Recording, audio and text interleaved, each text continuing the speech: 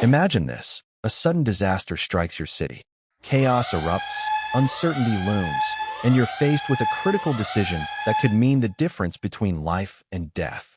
Do you stay put in your home, relying on your stockpiled supplies and the familiarity of your surroundings? Or do you grab your bug-out bag, leave everything behind, and head for a pre-planned remote location? This is the heart of the bug-in versus bug-out debate, a topic that splits the preparedness community. In this video, we will explore both strategies in depth, weigh their pros and cons, and help you decide which approach best aligns with your survival plan. 1. Understanding bugging in. Bugging in refers to the concept of sheltering in place during a crisis or disaster.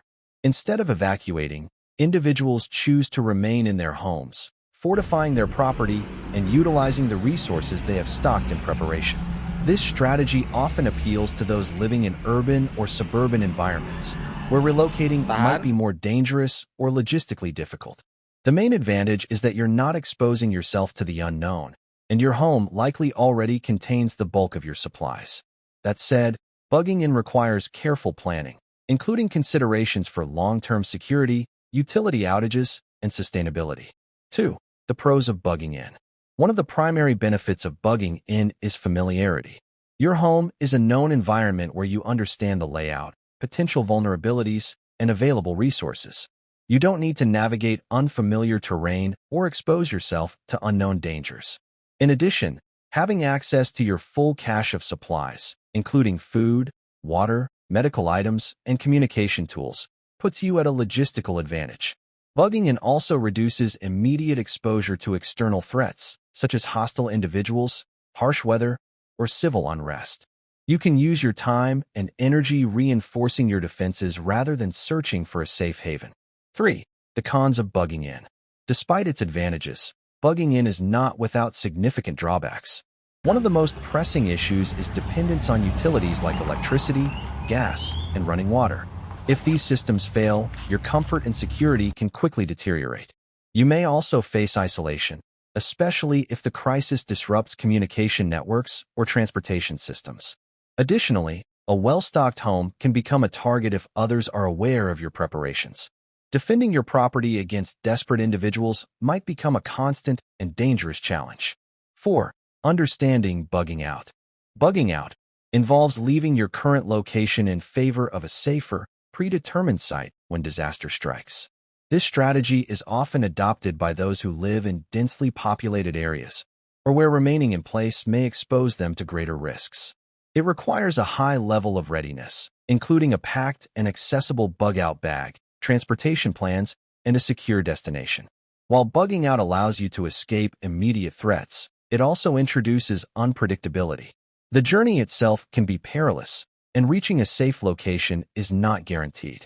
5. The pros of bugging out. The most compelling reason to bug out is to escape a location that has become dangerous or unlivable. Whether it's due to environmental hazards, societal collapse, or violent unrest, leaving may be the only viable option. Bugging out provides mobility, enabling you to move away from hotspots and seek out more secure environments. It also gives you the flexibility to adapt to changing circumstances.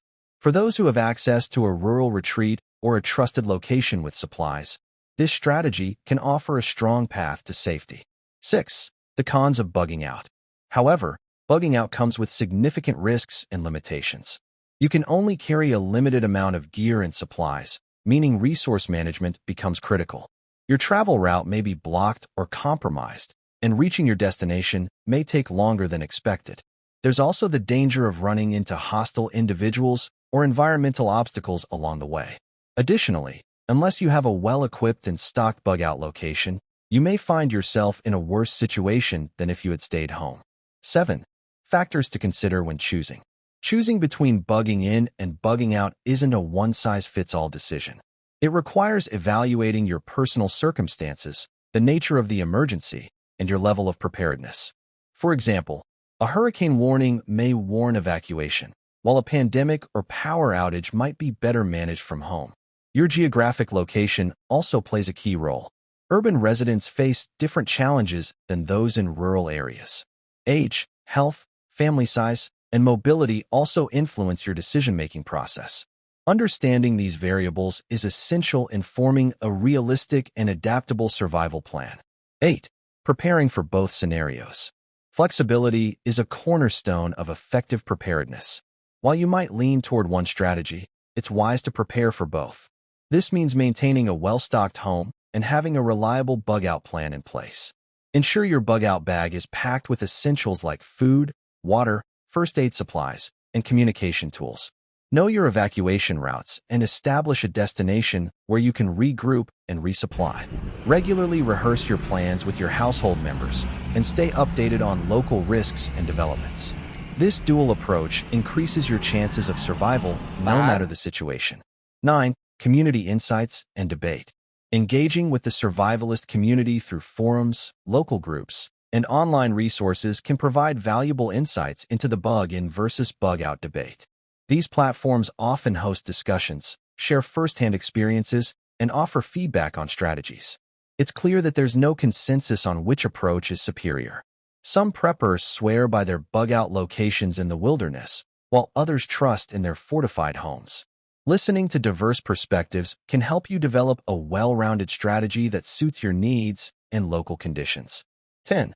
Conclusion: no one-size-fits-all answer. The question of whether to bug in or bug out is more than just a matter of preference.